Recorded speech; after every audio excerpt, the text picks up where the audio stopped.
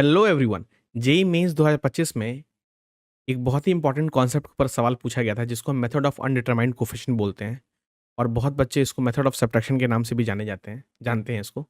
तो ये क्वेश्चन एक ऐसा क्वेश्चन है जिसमें मुझे एक सीरीज़ दे रखी थी और मुझे 20 टर्म्स का सम निकालना था। तो जिसको ये मेथड पता है वो तो बहुत अच्छी बात है, जिसको नहीं पता है वो इस मेथड को ज़रूर सीखे बिकॉज़ इस तरह के मेथड बहुत ही इंपॉर्टेंट होते हैं इस तरह के क्वेश्चन को सॉल्व करने के लिए।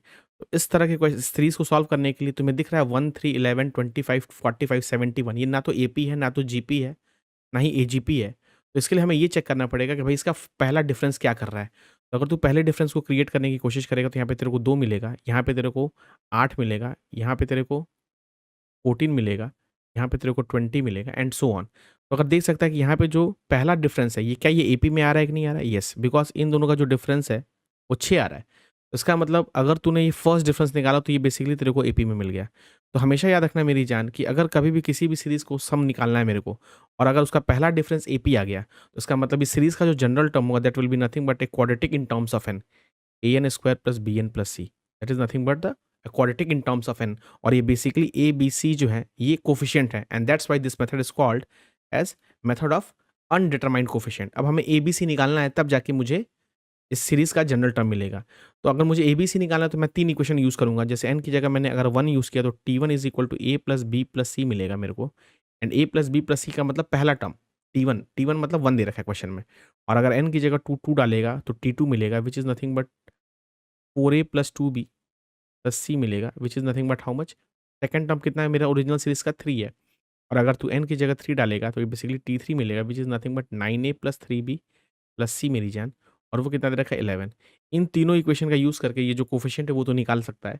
तो अगर तू निकालेगा तो ए की वैल्यू 3 मिलेगी और बी की वैल्यू -7 मिलेगी और सी की वैल्यू 5 मिलेगी। अब तो इन तीनों क्वांटिटी को यूज़ करके तू अपने जनरल टर्म को लिख सकता है। तेरा जनरल टर्म जो होगा वो 3n स्क्वायर माइनस का 7n प्लस 5 होगा। और अगर एक बार तेरे को टीएन मिल गया तो मेरे को सिग्मा एन करना है कितने टर्म का, 20 टर्म का। तो अगर मैं सिग्मा टीएन करूँ एन इज इक्वल टू 1 से लेकर 20 तक तो ये बनेगा मेरी जान 3 times sigma n square minus 7 times sigma n और प्लस 5 टाइम्स सिग्मा 1 बनेगा। और तू इसके सम तो निकालना आता ही है तेरे को। अगर 20 टर्म का निकालना है तो सिग्मा एन स्क्वायर कितना होता है, n into n plus one into two n plus one by 6। N तो 20 है, 21 into two n plus one, तो 2 इंटू 20,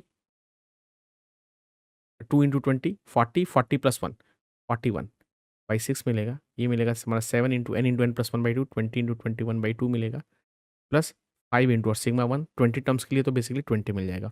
और इसको जब तू सॉल्व करेगा तो तेरे को 7240 मिलेगा which is nothing but option A for America. और इस तरह के क्वेश्चन को तू 30 to 40 सेकंड में सॉल्व करके निकल जाएगा अगर तेरे को मेथड ऑफ अनडिटरमाइंड कोफिशिएंट पता है। तो ऐसे और भी इंटरेस्टिंग वीडियो जानने के लिए चैनल को लाइक कर, शेयर कर और सब्सक्राइब कर। और अगर तेरे को इस पर एक डिटेल वीडियो चाहिए कि मेथड ऑफ अनडिटरमाइंड कोफिशिएंट हम कैसे यूज़ करते हैं, उसके कितनी कैटेगरीज होती हैं, तो एक बार कॉमेंट बॉक्स में डाल, मैं तेरे लिए अगली वीडियो को मैं ज़रूर लेके आऊँगा।